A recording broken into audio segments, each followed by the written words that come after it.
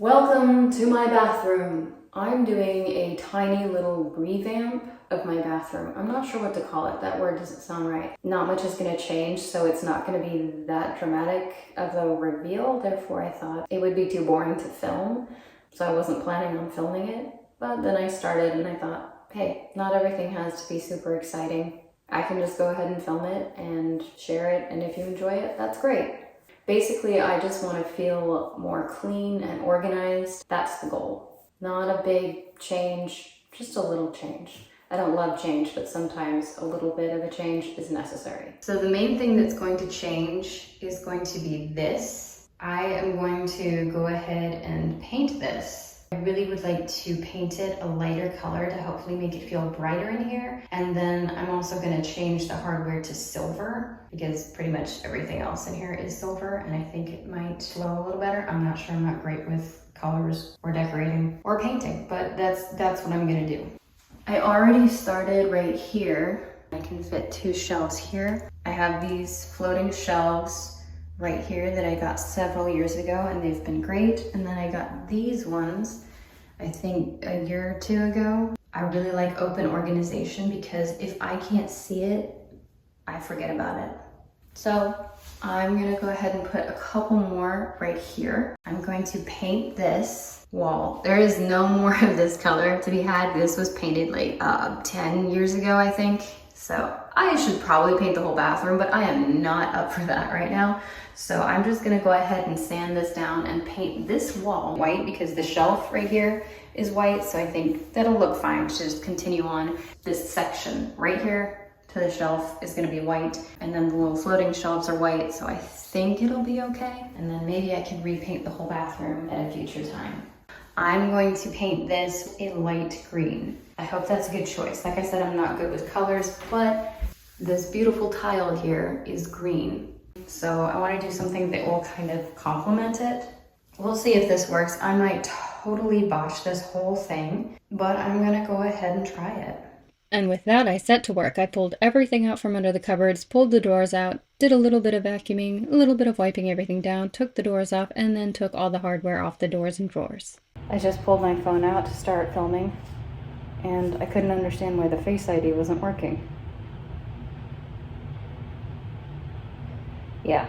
Quick as I could, I sanded down that little section of the wall. It was a small section, but I was super grateful that my mom lent me her electric sander to do it because it made it so much easier, and I was also able to use it to do the next part, which would have been horrible to do by hand, and I likely would have given up. Because the wood had been finished with a layer of shellac, I wasn't sure I'd be able to get that off, so I just experimented on the back side of the first door.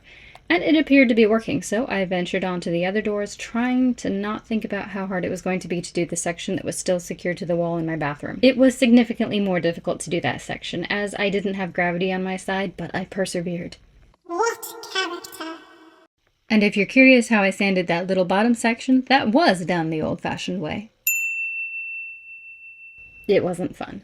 Then I ventured out into the world to acquire some primer. There were several options, and though a Google search probably would have given me the answers I sought, I felt much more confident in contacting someone experienced in the world of painting. She counseled me to get this one.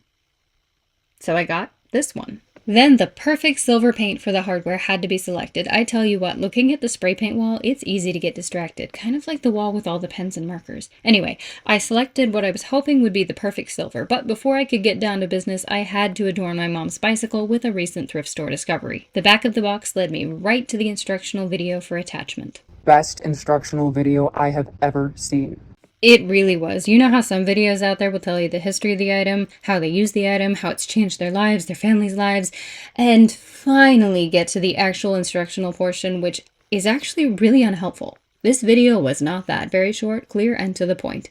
Not like those videos you watch of people constantly getting off topic and distracted by shiny things and bright lights. I'm not naming names.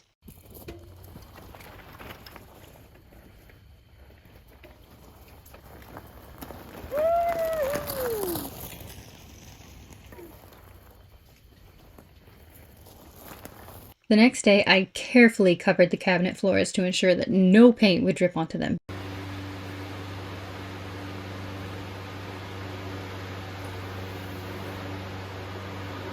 No, going back now. To say that this endeavor was stressful and fraught with frustration might be a little bit of an understatement, and I want to take this opportunity right now to thank the person who was there for me both for expert advice and emotional support, as well as lending me her sander and sawhorses. Thank you, Mom. I slapped that primer onto all of those doors and the drawers and also onto that wall. Before I spray painted the hardware though, I needed to give them a good brushing with some soap and water, because these things have been around for a long time and I have never brushed them. I really should brush my bathroom hardware more often. I mean, they see me brushing my teeth every evening. How left out they must feel. And then, of course, I gave the paint can a good shake up in the traditional manner. It broke. The can was fine, but the cap broke, which worked out wonderfully for me. Does anyone else find it nearly impossible to open a spray paint can? Just me? Don't worry, I kept Little Miss Nosy far away while I was doing the spraying.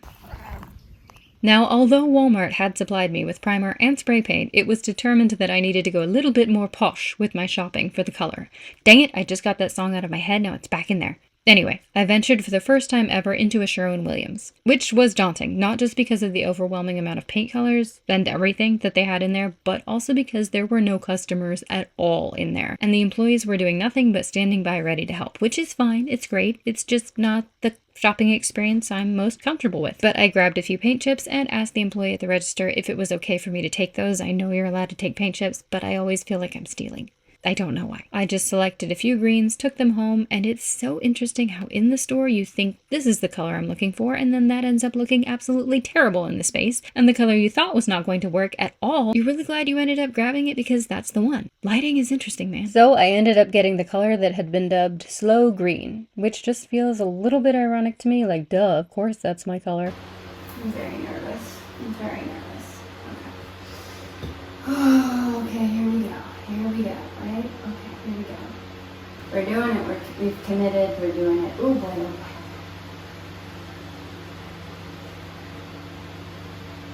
Okay.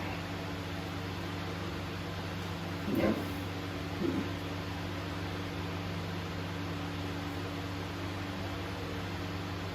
You just gotta do it. You just gotta do it. Okay.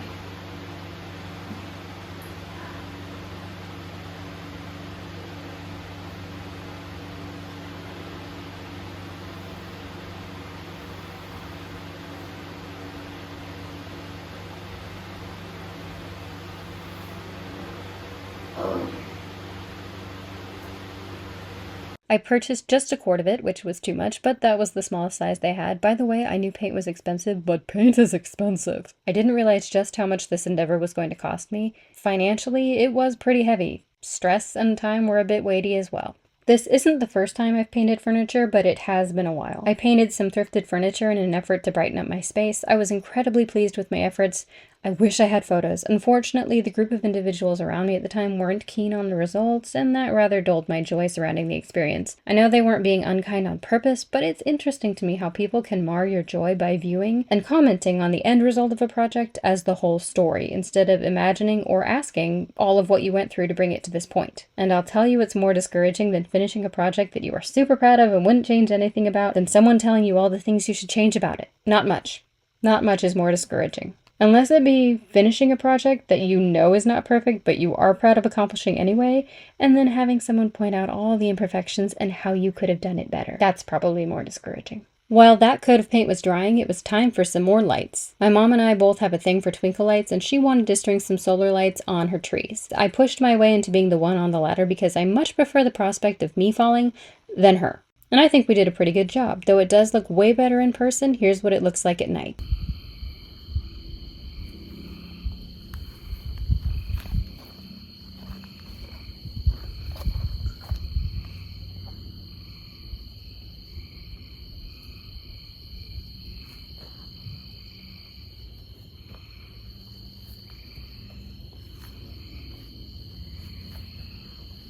The next day was the final coat of paint, and while that dried, I set to work hanging some shelves.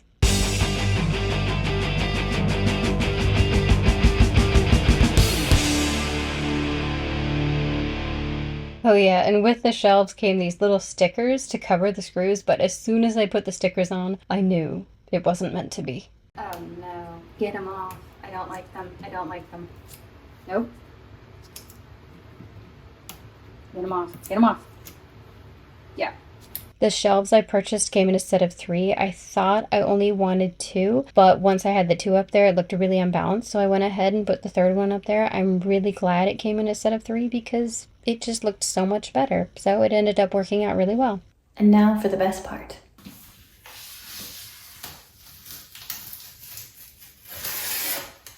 I thought that was going to be such a wonderful, satisfying shot.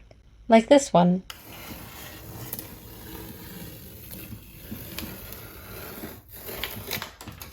Unfortunately, most of the untaping was not super satisfying. It was super frustrating. But I got it off. Most of it.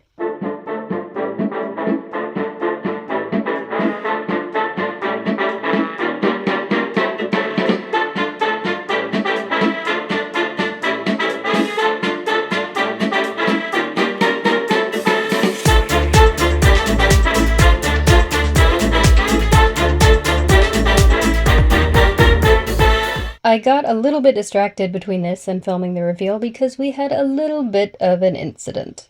But it's alright.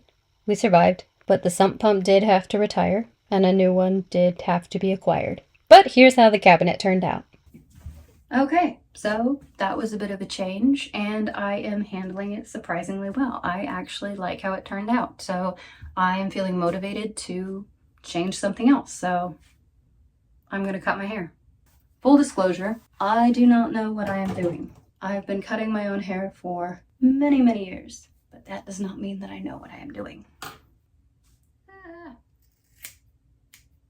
This is not a tutorial. There is really no reasoning behind this. I'm just doing what I feel like I should do, and it's probably wrong. And if you're thinking that I should really be going to a professional to have this done for me, I agree. They would do a much better job. Unfortunately, I can't. I am extremely sensitive to a lot of different chemicals, natural and unnatural, and I have rather not fun reactions. I feel like this is wrong. It probably is.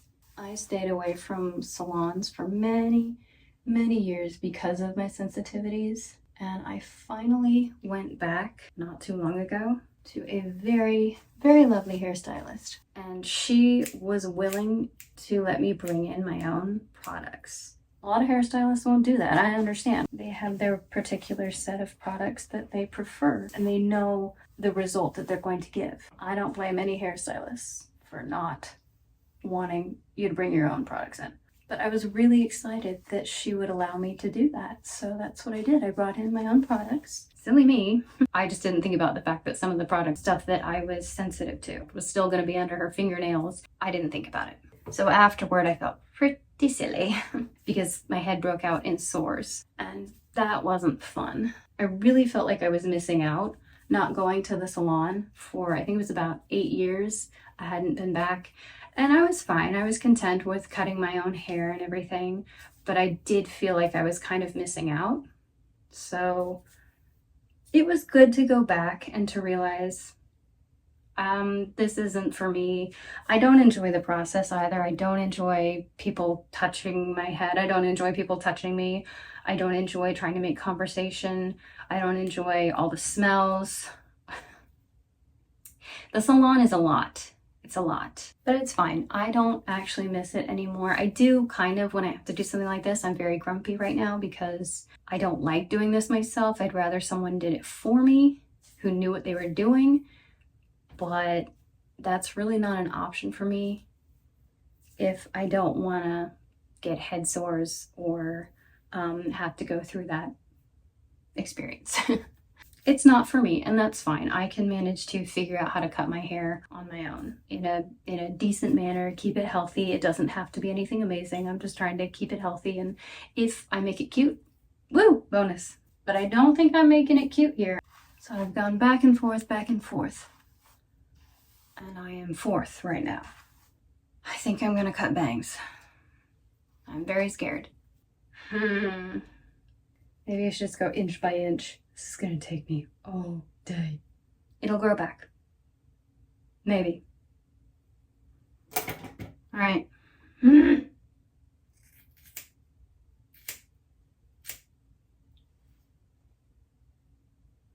What am I doing?